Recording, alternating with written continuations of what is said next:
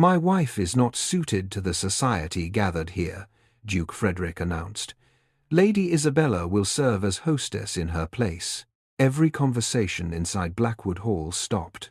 Charlotte stood at the entrance holding the guest list she had spent 6 months preparing. Isabella occupied Charlotte's chair beside the Duke. The speech on Frederick's desk had been written in Charlotte's hand.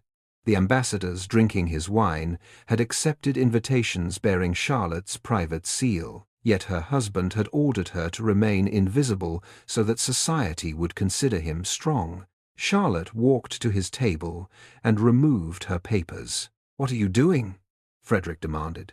"Taking back the work of the woman you consider unfit." She turned towards the assembled guests. "I apologize. This gathering no longer has a hostess." Charlotte left the hall. One ambassador rose, then another. Within minutes, every guest Frederick needed had followed the Duchess out. 6 years earlier, Frederick Pembroke had not been ashamed to admit that Charlotte understood people better than he did. He had met her during a dinner in Manchester, long before he inherited the Blackwood title. Frederick was then an impatient heir with a talent for speeches and a habit of turning disagreement into insult. That evening, he spent 20 minutes trying to persuade a group of mill owners to support a transport bill. When they refused, he accused them of lacking vision. Charlotte, seated across from him, waited until the others had left the room. "You listen only long enough to prepare your answer," she said. "That is why people leave your table unconvinced." Frederick stared at her. Most women in his acquaintance either praised him or avoided provoking him. Charlotte did neither. "What would you have said?" he asked. "I would have asked what the bill would cost them before telling them what it would achieve." The following morning, he requested her help. By the end of the week, the mill owners supported the proposal. By the end of the year, Frederick had asked Charlotte to marry him. His mother, Augusta, Dowager Duchess of Blackwood, opposed the match from the beginning. Charlotte's family possessed money, education, and influence in northern trade, but they did not belong to the ancient circle Augusta considered worthy of Blackwood. "A merchant's daughter may know how to negotiate a price," Augusta told Frederick. "She will never know how to represent a dukedom." Frederick had laughed. "That is precisely why she will represent it better than half the women raised to do so." Charlotte remembered those words. For years, they had protected her against every insult Augusta offered. Then Frederick became Duke. The title changed his schedule first. After that, it changed the way he listened. He began receiving ministers without Charlotte. He stopped showing her letters before answering them. When she offered advice, he thanked her privately, but presented the ideas publicly as his own. Each time she objected, he called it temporary. "Once I have secured my position. Once Parliament trusts me. Once Mother stops interfering, there was always another occasion for silence." The man who once defended her directness began asking her to soften it. The husband who once placed her beside him began asking her to remain one room away. The Blackwood political gathering was meant to be Frederick's greatest achievement. Lord Adrian Bell, an influential patron within the government, had suggested Frederick for a place on the Cabinet Council. The appointment would give Blackwood authority over trade policy and establish Frederick among the most powerful men in the country. But Lord Adrian had made one condition clear. "A man publicly guided by his wife will never be trusted to guide the country." Frederick told Charlotte about the remark in their private sitting room. She lowered the letter she had been reading. "And how did you answer?" "I said my decisions are my own." That was not what he asked. It was the answer he required. Charlotte studied her husband. "Does he believe I control you?" "He believes society does." "Do you?" Frederick rose and walked towards the fireplace. "You know I value your judgment. In private. That does not make it less sincere. It makes it easier to deny." He turned. "This appointment could protect thousands of jobs connected to Blackwood estates. And therefore I must disappear?" "Only during the gathering." Charlotte looked at the plans spread across the table. She had spent half a year preparing that gathering. She had selected guests who would never normally share a dining room. She had written private letters to merchants, diplomats, bankers and landowners who distrusted Frederick's politics. She knew which two men must never sit beside each other. She knew which ambassador refused shellfish, which banker would leave if kept waiting, and which northern representative would interpret Augusta's formal silence as contempt. "You want me to prepare everything," Charlotte said, "then stand out of sight while another woman receives the guests." Lady Isabella understands the expectations of the old families. Lady Isabella has never spoken to half the people attending. She does not need to. She needs to appear suitable. Charlotte's face became still. "And I do not?" Frederick hesitated. That hesitation answered her. 3 days before the guests arrived, Lady Isabella Crane moved into the eastern apartments. Augusta presented the decision as settled. "Charlotte may continue assisting through her secretary," she said. "Isabella will serve as hostess." They stood in the principal drawing room, where servants were arranging flowers according to Charlotte's plan. Charlotte looked towards Frederick. He avoided her gaze. "This gathering is taking place in my home," she said. Augusta smiled without warmth. "It is taking place in Blackwood Hall. I am the Duchess of Blackwood.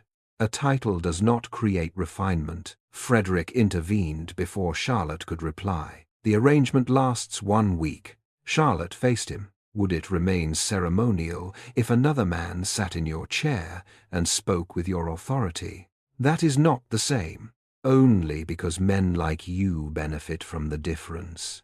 His expression hardened. "I will not argue about this before the servants. You are willing to humiliate me before them. You simply dislike hearing it described accurately." Augusta dismissed the staff. Charlotte waited until the doors closed. Then she placed the household schedule before Isabella. The Spanish ambassador must not be seated near Lord Carrington. Their governments are disputing a shipping route.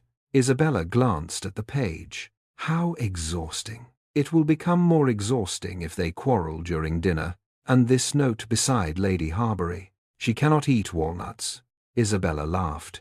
"A duchess cannot be expected to remember every fashionable complaint. It is an allergy, not a fashion." Augusta interrupted. "You see, Frederick, Charlotte reduces rank to kitchen detail." Charlotte looked at her husband. He said nothing. That silence settled the matter more clearly than any declaration. The first dinner nearly collapsed before the soup was served. Isabella changed the seating plan because she thought Charlotte had placed too many merchants near the center of the table. She moved Lord Carrington beside the Spanish ambassador. Within 10 minutes, they were arguing over naval tariffs. She introduced the ambassador's wife by the wrong title. Then she joked about northern accents in front of 3 guests whose support Frederick needed. Charlotte watched from near the entrance, where she had been instructed to remain available but unobtrusive. Margaret Ellis, her secretary, stood beside her. "Shall I correct the seating?" Margaret whispered. "No. Lady Isabella is the hostess." At the table, Lord Carrington accused Spain of interfering with British trade. The ambassador pushed back his chair. Frederick looked towards Charlotte. Only then, she crossed the room and spoke quietly to the ambassador in French. She reminded him of the private meeting scheduled for the following morning and suggested the disagreement would be more useful there than before Lady Harbury's soup. He returned to his seat. Charlotte then instructed a footman to exchange Lady Harbury's dish before the walnut garnish was served. Frederick found her afterwards in the corridor. "You prevented a disaster." "I corrected one." "Thank you. Will you say that inside?" He looked towards the dining room doors. "Not tonight." Charlotte nodded. Of course, the words contained no anger. That troubled him more. The final evening would determine Frederick's appointment. Every guest who mattered had assembled in the great hall. Charlotte had written the opening speech, prepared the trade proposal, and arranged 3 private agreements that would allow opposing groups to support the same policy without losing face. She was told to remain in the western sitting room. Instead, Margaret arrived carrying a revised seating list. Lady Isabella has changed everything again. Charlotte examined it. 2 rival bankers had been placed together. The northern delegation had been moved below minor courtiers. The Spanish ambassador's name was misspelled. Did Frederick approve this? He said the arrangement was ceremonial. Charlotte closed her eyes briefly. Then she carried the original list into the hall.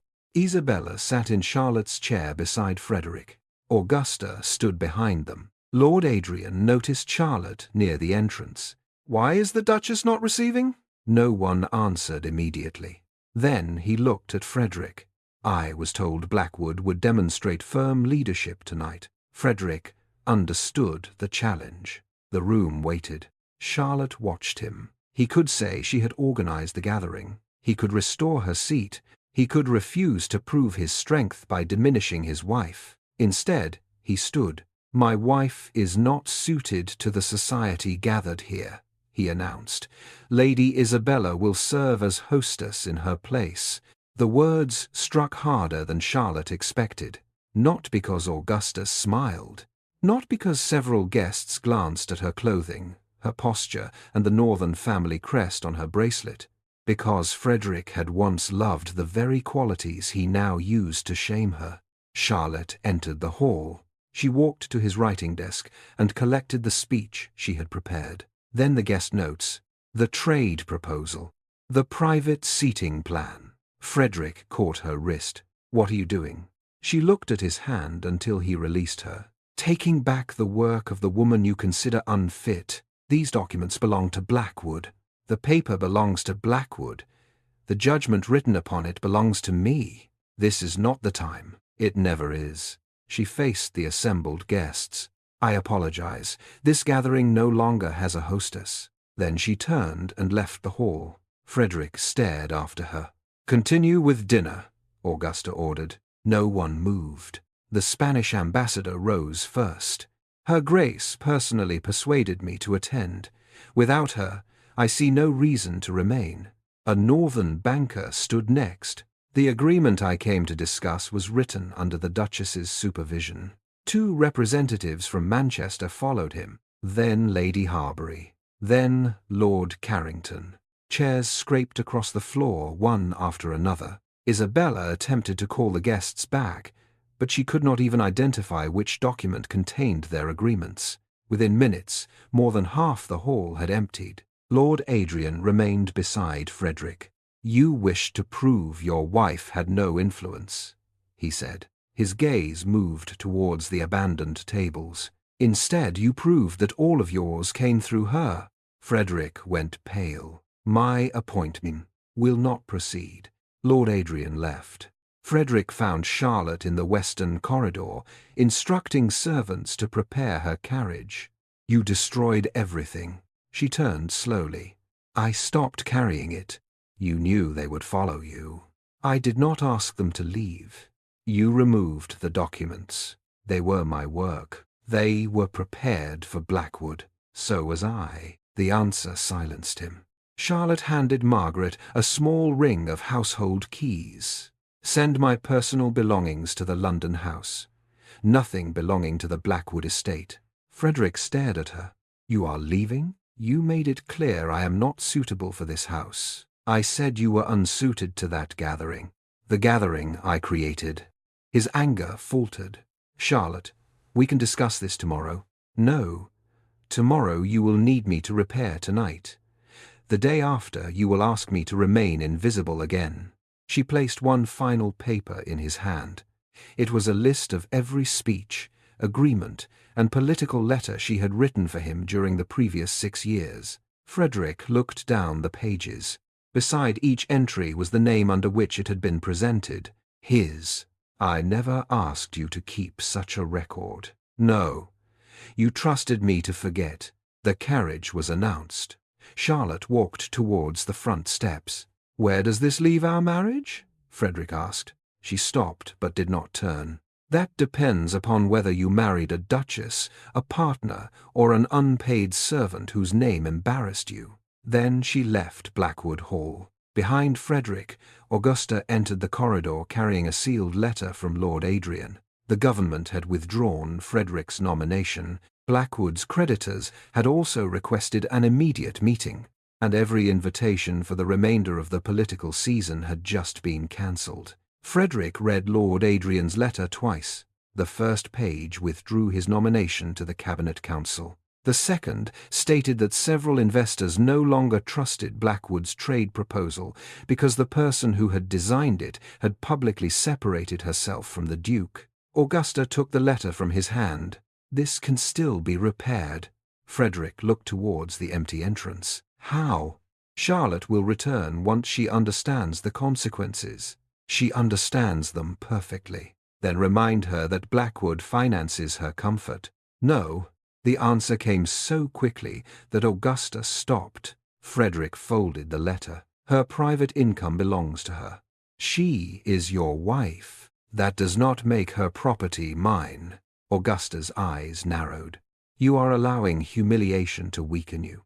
"No, I allowed ambition to make me dishonest."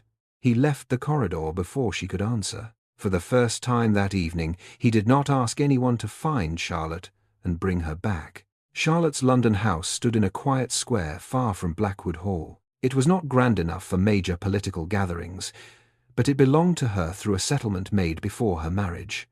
The rooms were modest, bright, and free from Augusta's portraits. Margaret arranged Charlotte's papers in the upstairs study. "Lord Adrian has withdrawn the appointment," she said. Charlotte continued opening letters.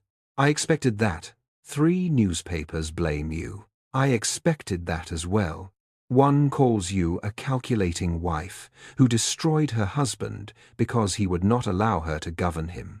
Charlotte paused. "Keep that one. For what purpose?" "To remember how quickly people call a woman controlling when she stops providing invisible labor."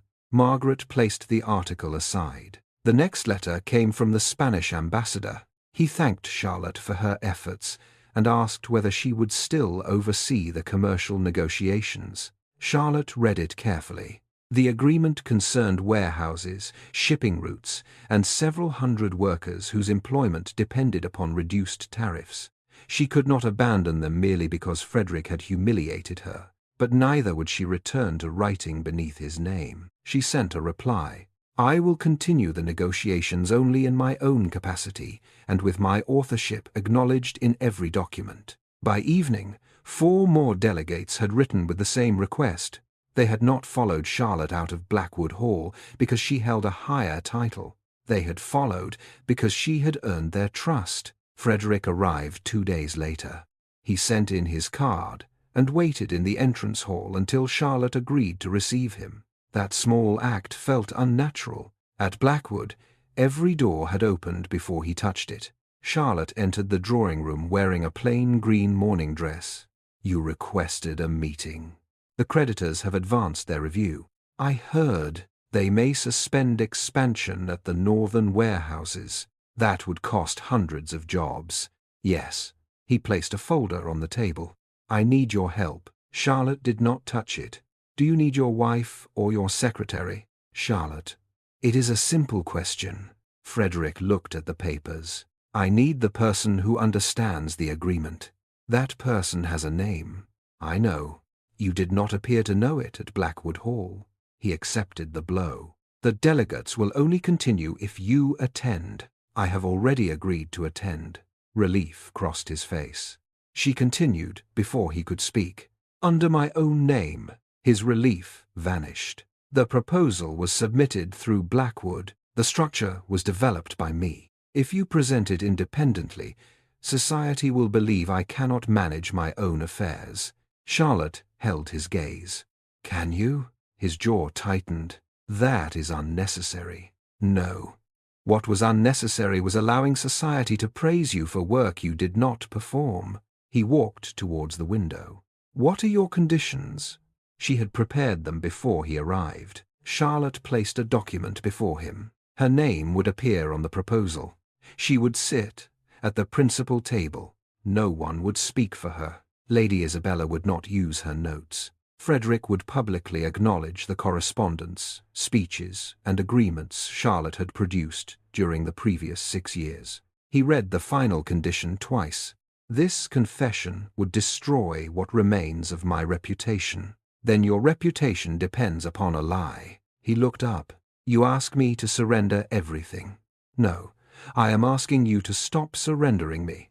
He left without signing. Charlotte watched the carriage disappear from the square. The pain remained. But this time she had not confused pain with doubt.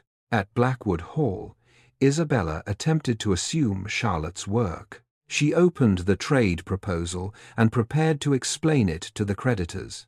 Within 5 minutes, the chief banker asked how the tariff adjustment would affect northern transport costs. Isabella turned to Frederick. The figures are in one of the appendices. Which one? The banker asked. She selected the wrong volume. Augusta interrupted. Technical details may be delegated. The banker closed his folder. Not when the entire proposal depends upon them. A second delegate asked why 2 rival shipping firms had accepted the same conditions. Isabella read Charlotte's private note aloud. Lord Wetherby values public recognition more than financial advantage. Seat him near the minister and allow him to announce the compromise. The room became silent. Lord Wetherby's representative rose. That was confidential. Isabella stared at the note. I believed it was a briefing. It was a private assessment entrusted to the Duchess. The meeting ended without agreement. That evening, Frederick found Augusta in Charlotte's former study, instructing servants to search for more papers. Stop. We require her correspondence. It is not ours. It was written for Blackwood. So was every excuse I used to hide her. Augusta faced him. She is exploiting your weakness. No, she exposed it. You would destroy your future for the daughter of a merchant. Frederick's expression changed. She is the Duchess of Blackwood. She has never belonged here. He looked around the room Charlotte had once used. Her desk remained pushed against the wall, half hidden behind unused screens. He remembered asking her not to complain when Augusta moved it from the main library. Not now. He had said those words so often that they had become the language of their marriage. Frederick took Charlotte's document from his coat. Then he signed it. The commercial conference opened 3 days later at the Exchange Hall. Bankers, landowners and foreign delegates filled the chamber. Lord Adrian attended, though Frederick's nomination had already been withdrawn. Charlotte entered through the principal doors. No one directed her towards the gallery. Her name appeared on the central placard. Her Grace, Charlotte Pembroke, Duchess of Blackwood, principal author. Isabella sat beside Augusta, at the rear. Frederick stood at the lectern with the speech Charlotte had once written for him. He unfolded it, then set it aside. I was expected to present this proposal, he said. I will not. Augusta shifted sharply. Frederick continued. For 6 years, many of the speeches, letters, and agreements attributed to me were shaped or entirely written by my wife. Whispers moved through the hall. He did not soften the admission. I accepted praise for her judgment, because I feared that public dependence upon a woman would make me appear weak. Lord Adrian watched without expression. Frederick looked towards Charlotte. When that fear was tested, I did not defend her. I publicly declared her unfit for the society she had assembled. He faced the delegates again. That statement was false. It was also cowardly. Augusta rose. Frederick, enough. He did not look at her. The Duchess of Blackwood is the author of the proposal before you. She will present it. Her name will remain upon every agreement. Lord Adrian spoke from the first row. You understand that such an admission confirms you are unfit for cabinet responsibility. Frederick nodded. I withdraw my candidacy. A murmur spread across the chamber. The appointment had been the goal of 6 years' political work. Charlotte had not asked him to surrender it. She had asked him to tell the truth. He had finally understood that truth without cost would prove nothing. Frederick stepped away from the lectern. The floor belongs to the Duchess. Charlotte approached. She did not thank him for returning what had always been hers. She opened the proposal and began. Her explanation was precise. She answered questions without looking to Frederick. She showed how reduced tariffs would protect warehouse employment, expand northern trade, and give foreign firms a reason to keep British routes open. When Lord Wetherby objected, Charlotte addressed the concern directly, rather than flattering him through a private arrangement. The revised agreement passed before sunset. Hundreds of jobs were secured. The delegates signed beneath Charlotte's name. Outside the chamber, Isabella confronted her. "You have humiliated your husband." Charlotte closed her document case. "No, he told the truth. A wife should protect a man's position. A husband should not build that position from his wife's work and erase her from it. You have cost him the cabinet." Frederick approached before Charlotte could answer. "I cost myself the cabinet." Isabella turned. "After everything I did to help you? You used Charlotte's private notes and accepted her place. Your mother asked me, and I allowed it." He looked towards Augusta. "That ends today." Augusta's face hardened. "You will regret choosing her over your family." Frederick answered quietly. "She is my family." He removed Augusta from control of Blackwood's political and social household that evening. Isabella left before dawn. Charlotte did not return to Blackwood Hall. Frederick began writing his own speeches.